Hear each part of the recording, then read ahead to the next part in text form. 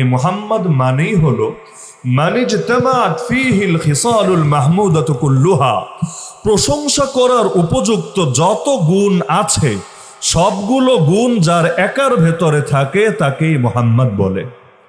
আমরাও আমাদের নামের আগে অনেকে মুহাম্মদ লিখি, মুহাম্মদ লাগাই, এটা এই কারণে না যে এই অর্থ আমাদের মধ্যে বিদ্যমান আছে, বরং এটা সেরেফ এবং সেরেফ এ কারণে আমার নবীর মহাব্বতের একটা নমুনা হিসাবে, একটা প্রকাশ হিসাবে।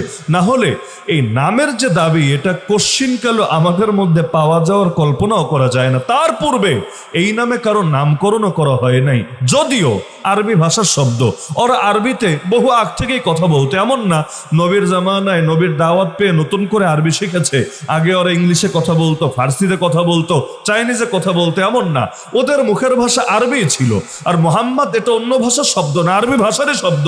কিন্তু এত সুন্দর একটা শব্দ, এত সুন্দর একটা নাম, এটা দিয়ে যে সন্তানের নামকরণ করা যায় এটা কারো মাথায় আসে নাই।